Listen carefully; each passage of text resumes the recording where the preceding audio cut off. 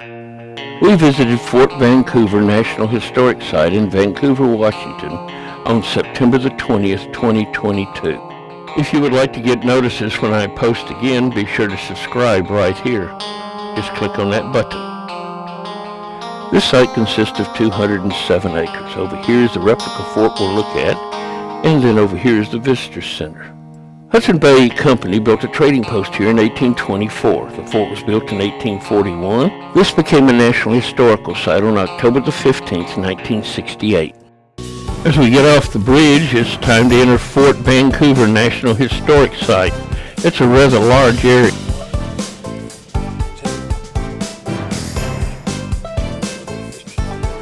We drive along Officers Row.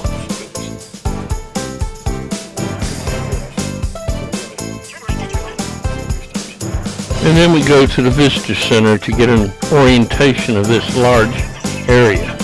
This has been a military installation for many decades, but what we're going to see is the Visitor Center and then the fort built here during colonial times that has been restored. From the Visitor Center we can see the fort on the left and the bridge we crossed on the right. And we look at some of the displays here in the Visitor Center. This was originally built here because it was where a trail leading to the interior joined the Columbia River. And now we're heading over to the replica of the fort.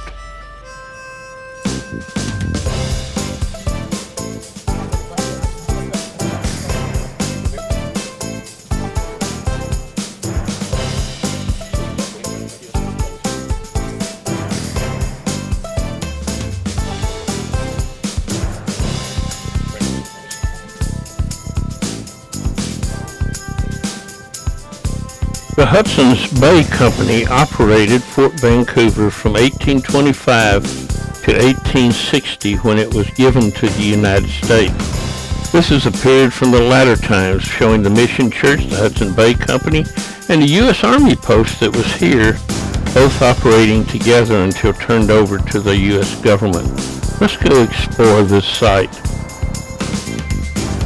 Although this is a replica, it is as accurate as archaeologically possible. We'll be looking at the wall and then going through the gate and looking mainly in this area of the fort. Let's get started. The walls are not really a defensive structure because you can't see through them, you can't fire through them, and there's no way to protect the fort from them. No, basically it was there in order to keep people from stealing the things that were inside. This fort was a major administration center and supply depot for a huge area, for all the way from Alaska to Mexico and from the Rocky Mountains to the Pacific Ocean. Now it's time to go exploring around the inside as we look at the various structures that are here. This site is considered to be the premier archaeological site in the Pacific Northwest, with hundreds of thousands of artifacts being found during the excavations here. First up is the bastion, which is a tower at the very corner. This was used for defense if they really needed it, but it was never really used. Then we look at the fur store.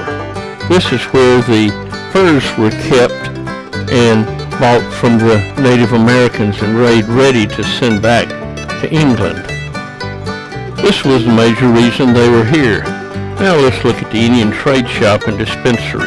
The post surgeon lived here with his family, but he did much more. He prepared and dispensed medicines, operated 2 hospitals, managed the Indian trade shop, provided provisions for the kitchen, issued weekly rations to all 200 employees, recorded weather phenomena, obtained and shipped scientific specimens back to England when needed, and manages the post library.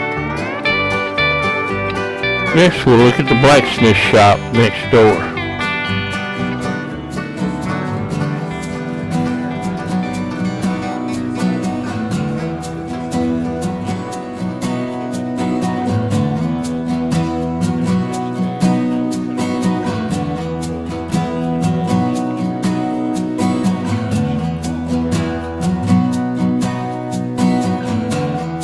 This is where they made anything metal that they needed, including the traps that would be set to catch the fur animals.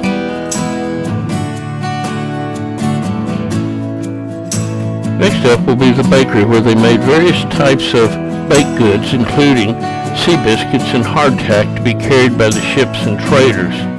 Each employee got 1.5 pounds of biscuits when potatoes were not available.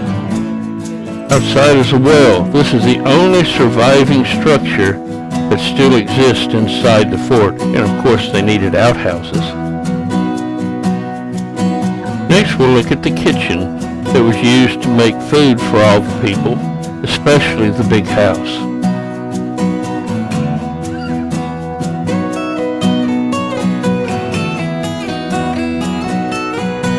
You'll notice it has direct access to the big house from the back, but it also cooked food for other people also. The chief factor's house will be looked at next. It was where the chief factor and his assistant lived with their families. It was built to impress people. John McLaughlin lived here from 1838 until 1860. The inside was not just to serve the two families living here, but it's where guests would be entertained, news would be shared, policies enacted, strategies discussed, and agreements made. There were decisions made here that affected the entire northwestern area of the United States. And now it's time to leave the fort and explore the garden outside.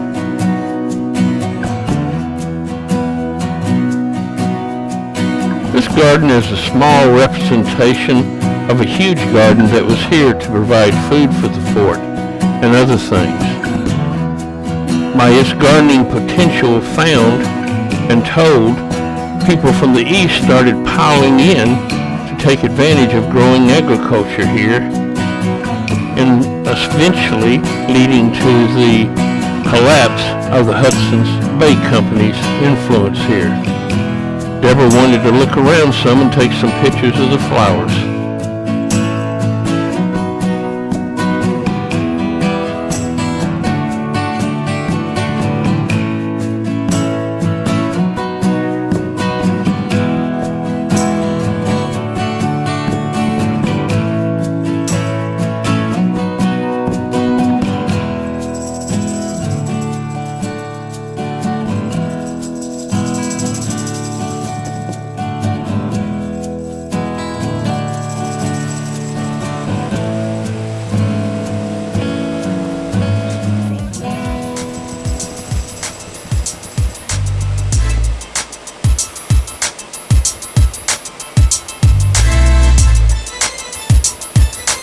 And now it's time to leave the fort and head on northward. This brings us to the end of this video as we head towards